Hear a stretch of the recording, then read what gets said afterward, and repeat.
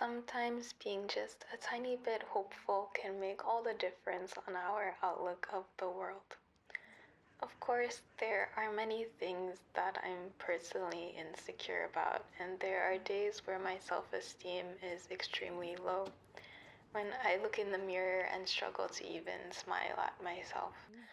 But there are a lot of things that I've accepted and realized were pointless to dwell on. Having negative thoughts about some aspect of yourself will only make it more difficult to improve and grow. And after all, the only person who will always be there for you is you. So you need to nurture yourself gently and lift yourself up, even if the weight of the world seems a bit too heavy.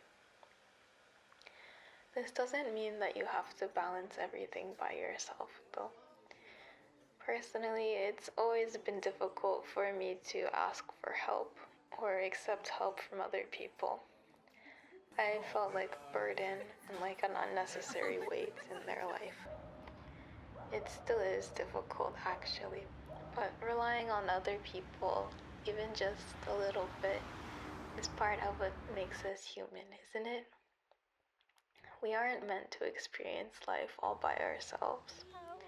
And doesn't it feel like life is only half lived if we aren't sharing our happiest moments with someone else? Are people who love themselves easier to love? Easier to love than someone who looks in the mirror and sees every imperfection and isn't confident in themselves? The people who shine brightly, the people who seem absolutely magnetic, drawing everyone in, like moths who can't help but be drawn to bright lights on a summer night. I was once told by someone that I'm like a dim light in a dark room. I'm still not sure if this was meant to be something positive or not. I often wish that I could shine brightly too, but maybe this just isn't who I am as a person. After thinking about this for a while, I realized that dim lighting can also be pleasant, rather than being overwhelming like bright overhead lights. Like how a small lamp in the corner of a room at home is more cozy than an intense spotlight. A dim light can be comforting when the world seems like too much. But if I said that I wasn't envious of people who are naturally charismatic, who are like sunshine, lighting up the room as they walk in, if I said this, of course I would be lying. In the end, the people that come into our lives, if the relationship doesn't last, they often just become strangers again. Isn't it quite sad to have someone that goes from being a complete stranger to being the closest person in your life back to being a complete stranger again?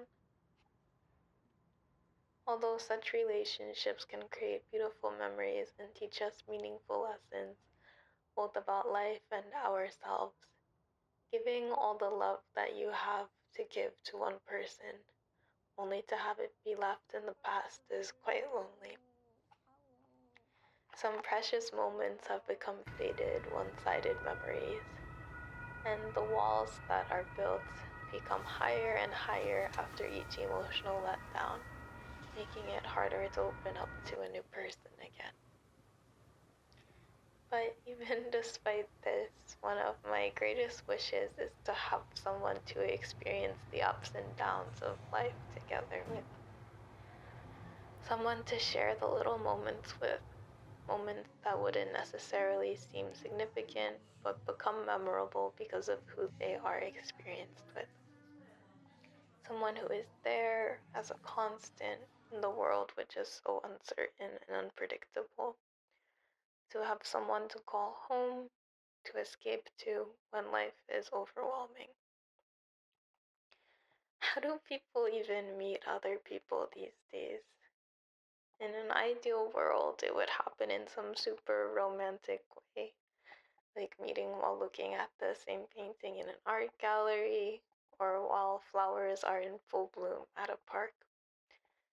But maybe, just maybe, life has its own way of making things fall into place through serendipity when you least expect it.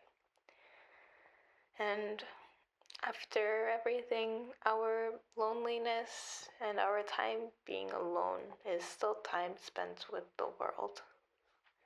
And so, in that respect, you aren't ever truly alone. And I guess that's a little bit comforting to know as well.